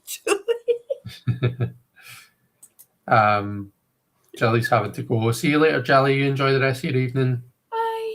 Thank you for being here. Yes, I have Fortune's read Death of a Way of Life. Yeah. Oh, Fifi's fine. I'm naturally Yeah, confused. you've not caused any confusion whatsoever. Right, okay, so final card is the impact of the decision on me. What will the impact of my decision be on me? Oh, do you know what song just came into my head? What? That's what every you and every me. What song? I can't remember the name of it, but it's got that line: "Every you and every me, Right. sucker love is heaven sent." Somebody Can't. help! It was in. It was either in 10 Things I Hate About You or um that other one, Cruel Intentions. Placebo, every you and every me. Yes, thank you. Placebo. I absolutely love that song. It's a very angry song. It's on my angry playlist. Trust you to have an angry playlist, I yeah. have an angry playlist in Spotify. Where your Mars at 0 degrees in Libra. I know. Right. I've got the 7 of Pentacles. I feel like I'm going to sneeze again. Achoo. So annoying. Right. What did the who was it? Me first or you first this time? Sorry, You first. me first.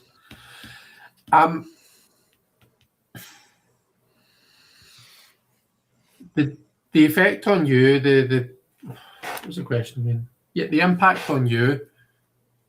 I feel like at first because there might be like a tendency to want to see fast results.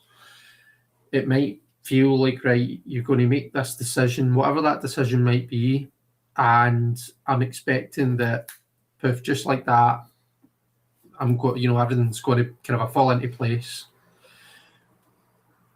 It's not like that, with the 7, because there's going to be a certain aspect, depending on what you do, there might be a certain kind of a needing to rebuild.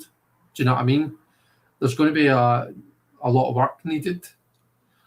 And there might be times, Saturn and Taurus, there might be times when you feel like you're knocking your pan in and getting very little out of it, to be totally honest. But stick with it, because this is a card for me anyway that's about waiting. It's saying we're baking a loaf of bread here, right? You can't just stick it in the oven for 5 minutes and expect it to be, Paul Hollywood style bread. You need to wait for just the right amount of time. So stick with it. Whatever decision you make, commit to it. Put in the graft, the actual physical hard work that's going to be needed. And when the time is right, you're going to see some amazing results from it. That's what I would say. And also, is somebody whose sun is that decking? That is my card. Yes, that is my decking. It's only those things, but also it is the rewards are far more fruitful than what you initially imagined. So it's one of these things where it's like, now that's saying it's like where the universe takes people out of your life because they can see things that you can't. Right. It's like one of these things as well, where you don't know what's underneath the surface. You don't know the roots that's getting created. All you're seeing is barren land right now, but once you start to see it growing, and it's bigger than your wildest imaginations. At least that's what I keep telling myself now I've hit my 40s.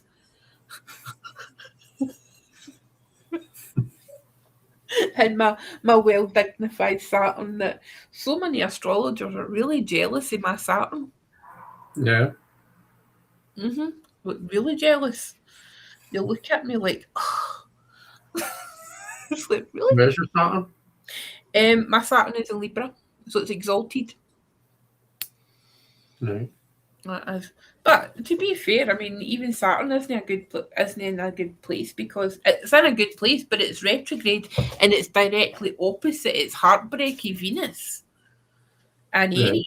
You know, it's like it's just the story of my life. I can't get anything just nice. So I have got the Ace of Wands, and it's a flamingo.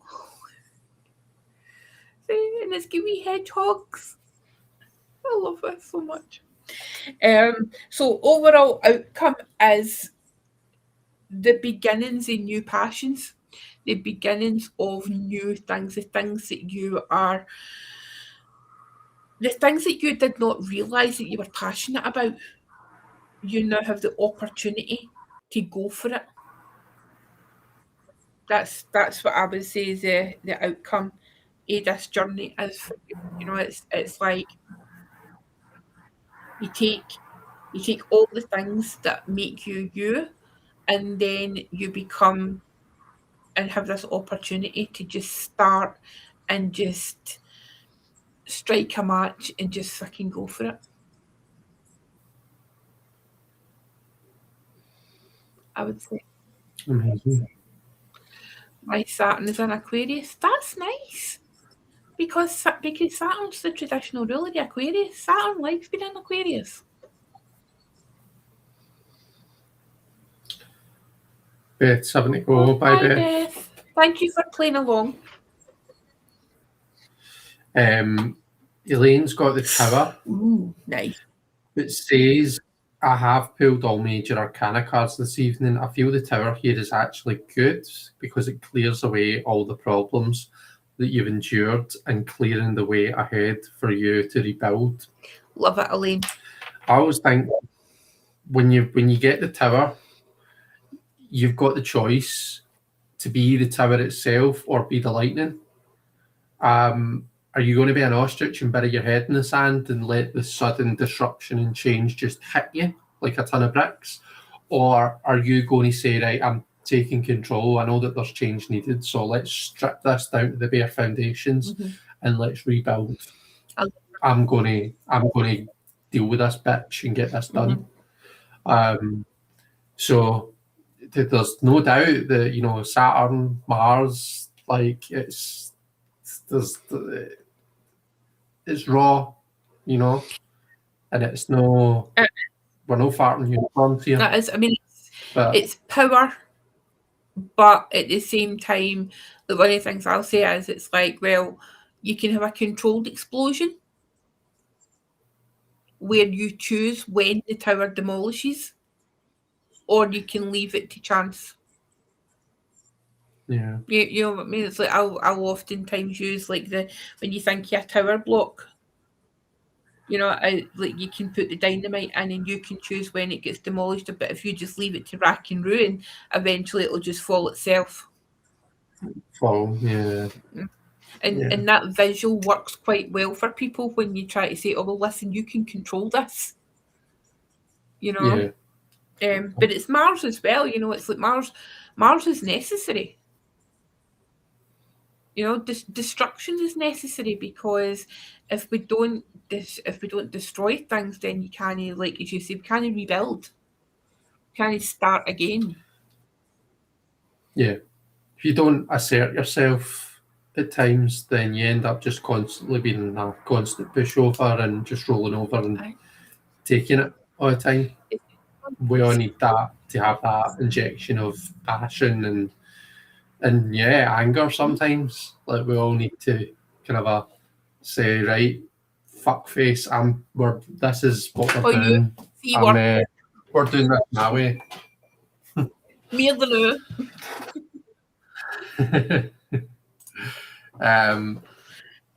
The Emperor. Same, similar, but using strategy.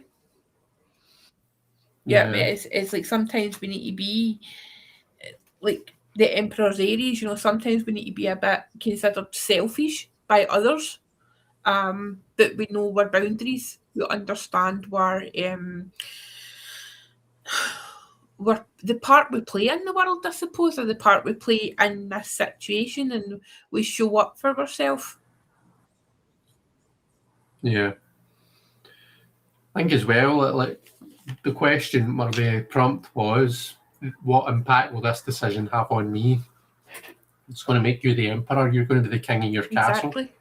Do you know what I mean? You're going to be in charge And and in control. that could be like for the first time in a lifetime, or in a very long time. They've been able to have autonomy over themselves and over their own decisions. Yeah. Marita's got the magician. Again, that's more of that kind of that powerful energy into it. Powerful in your own voice and trusting your own instincts as well. Mm-hmm. Yeah. And no Thing longer, like, as well, no longer being the person whose eyes are like kind of like the wool's pulled over your eyes. No longer being that person, because you've got all the tools for the previous lessons that you've learned, and now you're the person who's in charge of you.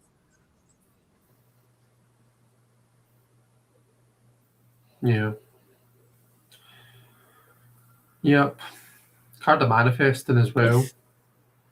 Quite literally, that's what we see him doing. He's manifesting. Page of Cups. Jen's pulled the Page of Cups.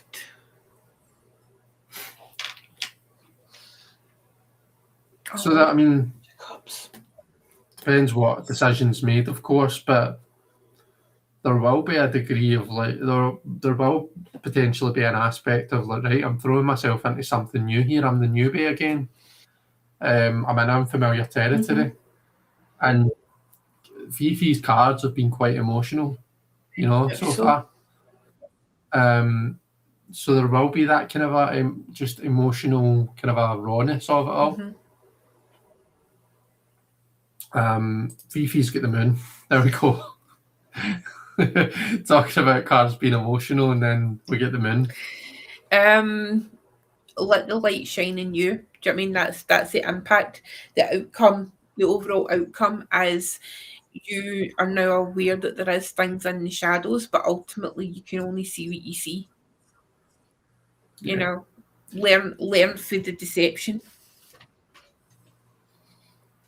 Yeah, learn from everything that's happened, but I think, see, when we first find ourselves walking into that land of the moon, your instinct is to go back. Yes.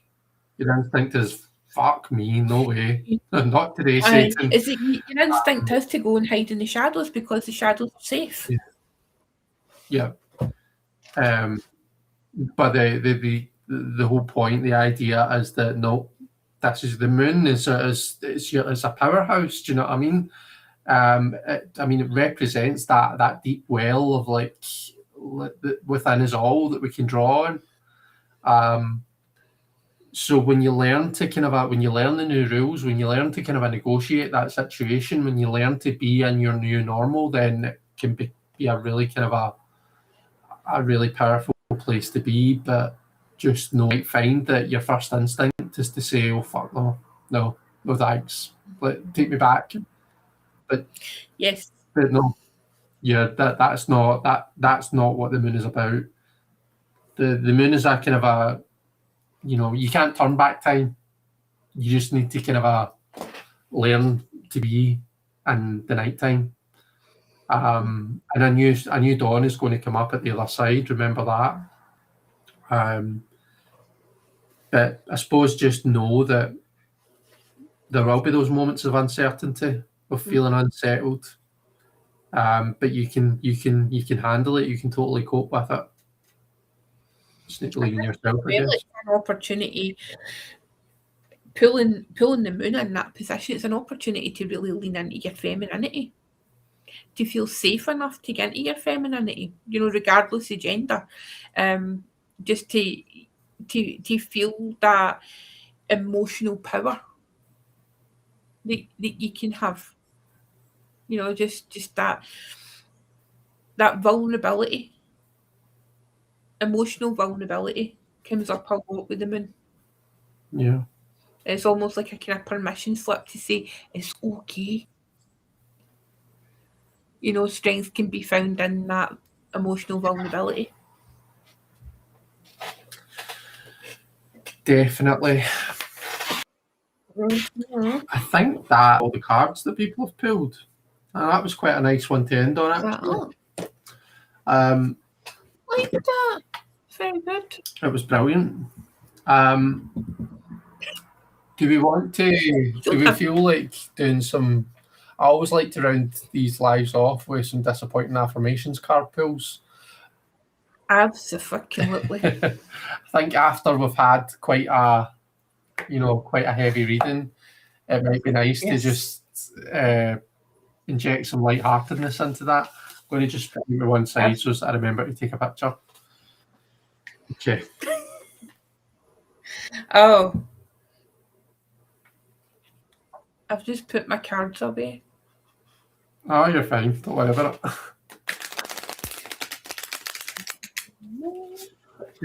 I believe it. Do you all want? Would you like a disappointing affirmations card pull, Marion? Naturally.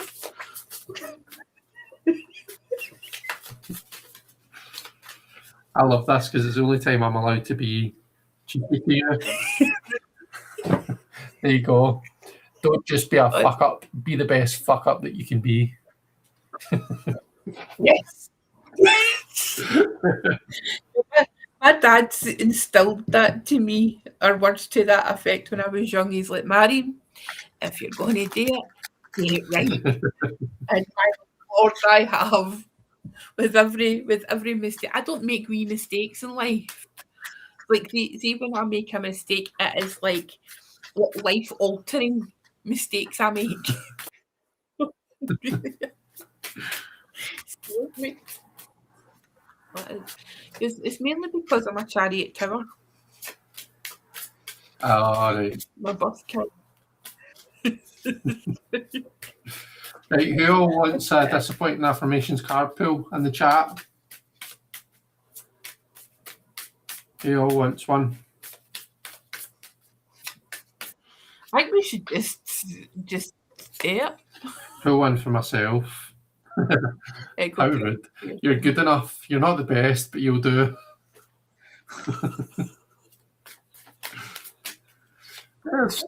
The only scary thing is, I can send so many of them that you pull. I know. I know. That's probably why I like it. It's Marion in a deck. Marion was a deck.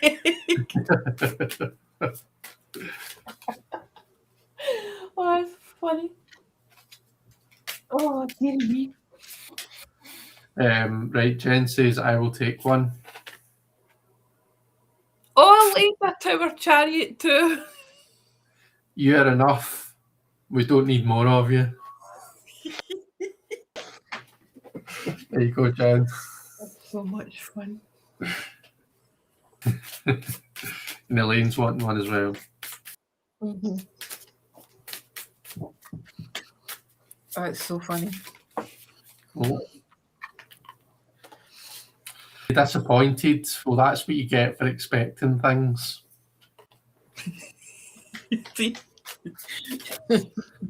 Manage your expectations, Elaine.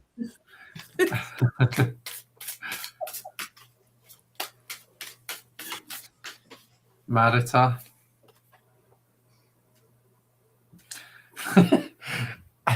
Act as if what you do truly matters. It doesn't, but you can always pretend that it does if it makes you feel better about your life. Oh my god, so funny. Can I take this deck to Oracle's Rebellion? Absolutely. And just it was everyone for Phil. It was made for the rebellion.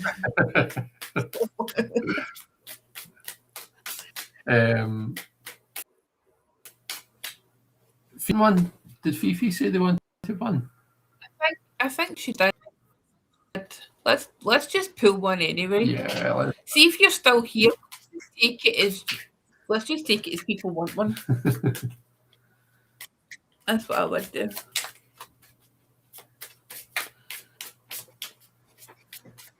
Chris, what is that wee thing that's on your table? What? That? This? No, I know that's a skull. What's the silver That? thing? Crystal ball. Oh. Oh, I see.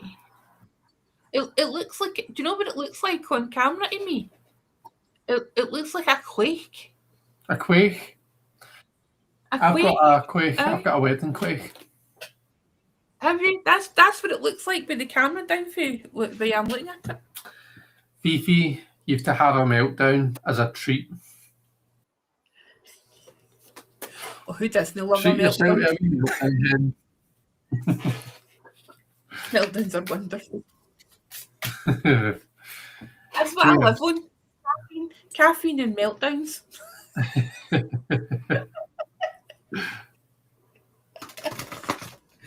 Oh my goodness. Is there anyone here who I've not pulled for yet? I don't know. Beth's away. Beth's away. I think we've got everyone. So. If anybody's here and you've no had a card, speak now or forever hold your peace. Exactly. I object. Roman will probably want one. He loves this deck. Is he? Yeah, I don't think he's still here, but he might watch. He sometimes watches back when the bits he misses. So Roman, if you're watching back and you make it that far, let's pull one for you. Oh, look at Chris being a nice host. You'll be okay, or you won't. You'll be fine. It'll be fine. That's my new mantra. Well, it's always been my mantra, to be honest. It's fine. I'll be fine. It's all fine. It'll be fine, or it won't be fine. It'll be fine. It's all going to be fine. It'll be okay. Oh, well. Right. Yeah. Thank you so much for joining me, Marion. Would you like to make any announcements with regards to the Oracle's Rebellion? Have you got anything you want to share? If there's nothing new, then do you just want to kind of tell people about it? I will tell people about it. I have got a official advertising flyer. Oh, let me make you. Oh no, you're going to make me big. Yep. So this is the actual official flyer. Yes, I did get gloss because I just thought it looked a bit fancy. We have got these incredible 8 speakers all appearing in Glasgow. You're very welcome to come in person or online. It is being streamed online. So you can watch it live. It's the 25th and 26th of April, so it's only a few months away. And we have got Maria Alves Hernando, Anthony Perrotta, Laura Van Zudium, Richard Abbott, who never does any things, very selective. We've got Carrie Peterswald from Scorched Earth Tarot on YouTube. Carrie's amazing. We've got Christopher Hughes. We've got Ari Wisner, and we have got the amazing Rhonda McCrimmon. And they're all going to come to Glasgow, and we're going to have a fabulous time, aren't we, Chris? We're going to have the best time ever. We are going to have a wonderful time. And it's just going to be fabulous. I can't wait. I bought my ticket, I think, pretty much right away. I think I went on and got my ticket pretty much straight away. You did, and you made me cry. In a good way. I'm so excited. I'm so excited that it's happening in Glasgow. I just need to decide whether, because obviously my options are open. I can just come home in between. Or if I wanted to, I could get a wee hotel, but I don't need to because I'm Don't need to. a But 5-minute drive away. So exactly. So the Saturday is going to be from 9 in the morning. I've got the haberdashery from 9 in the morning until 9 at night. So there's going to be some. How do you get a ticket if I want to attend online? So you can go to my website, www.marieandktarot.com, and there is a tab, and it'll take you to the Eventbrite page. You can do that, and if you use the code Rebellion40, you will get a discount on the online ticket. let me see if I can get a wee link for people. And I'll just stick it in the chat if anyone wants to have a look. Mm-hmm. Here we go.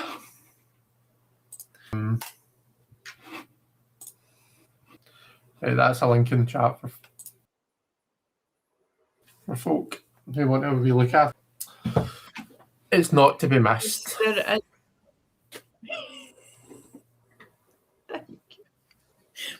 Please do come. There's people coming from the United States. Anthony Perrotta, he stays in Rhode Island, and at the moment, all being well, he will be live in person. We're hoping that the situation with regards to the United States, well, we're thinking positively that Anthony will be able to leave the country. It's just whether or not he'll be able to get back into the country, even though he's an American citizen. But it's we'll wait and see.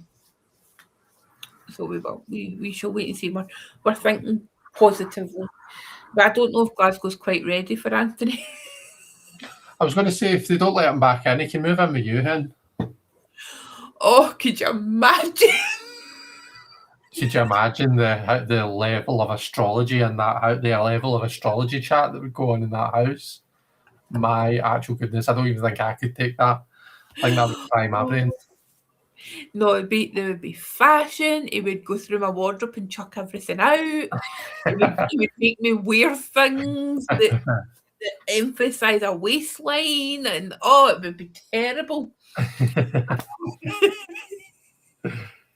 There you go, Jen's going to come online. Oh, thank you so much. Remember, use the code Rebellion40. Rebellion40. Yes. Amazing.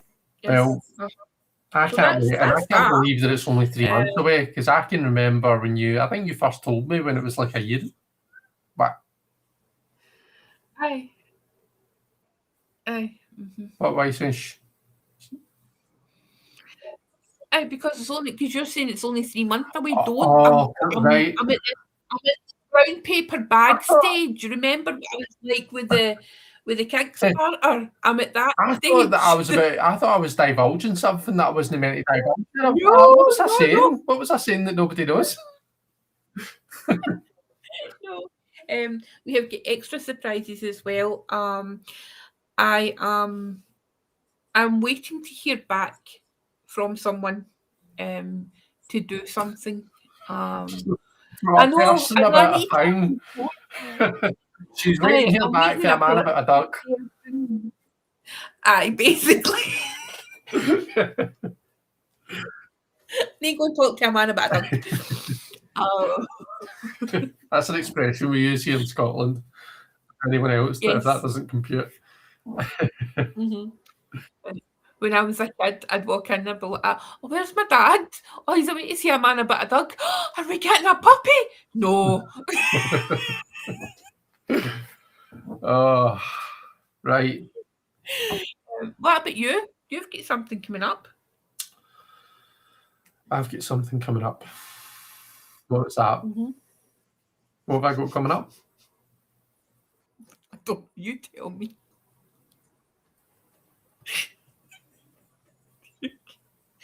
The Witchy Bazaar. All right. Yeah, I've got a few markets coming up, so I have. But yeah, I'm doing the Witchy Bazaar on the 8th of February. So and I'll be seeing you there, yeah. Yes. So that's a week on Sunday.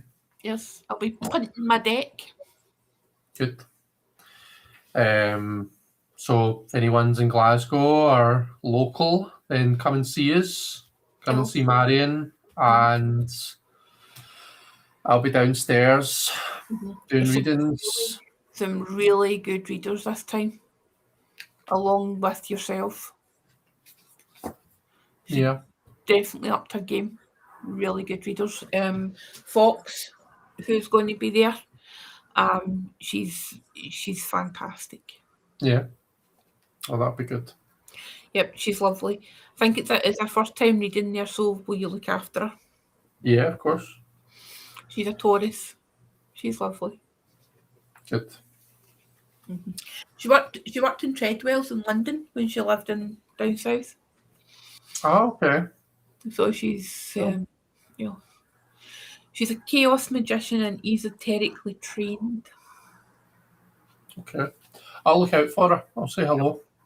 I'll maybe go down and hold her hand a wee bit. I'm very protective of her. Eh? No, I'm not going to get a reading off her.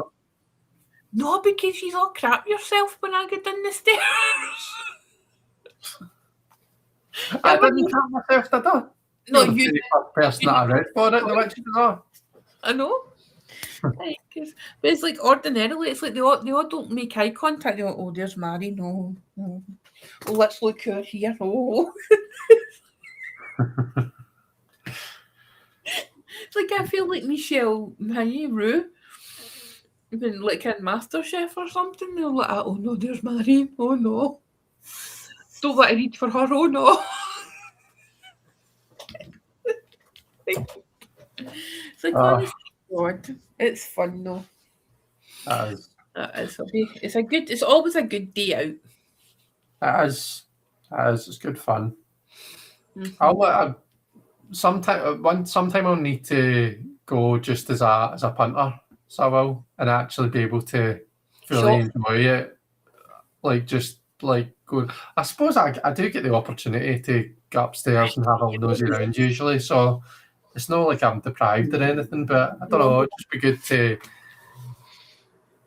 Just be able to wander around and like have a good wee day kind of thing. And the talks are certainly interesting this time as well. They always are. Mm-hmm. Right, folks. Well, we love you and leave you. You get any closing thoughts, Marion?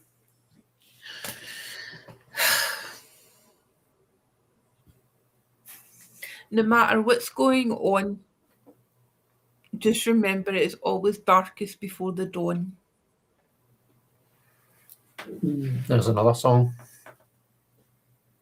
Exactly. And also remember that everyone's dealing with something that you don't know about. So they are. No matter who it is, everyone's fighting some sort of battle or dealing with something that you've no idea about. So always temper. Always lead with compassion is what I would say. Compassion and kindness. It costs nothing. And they can make a big difference to somebody else's day. So. Oh, look, it's been all sloppy. I know. Right, we're going to end this before we start greeting, man, and the world implodes. Right, thanks very much for being here with us, everyone. A special thanks to Fifi, again, because I realised that was quite a vulnerable thing you did there. And I hope that you enjoyed the kind of the information that you got from the reading. So thanks very much for doing that. Thanks to everyone for being here and participating. It's been lovely to see you all. Have an amazing weekend. Of course, thank you to the lovely Marion for joining me. Thank you so much. Yeah. Thank you. Take care.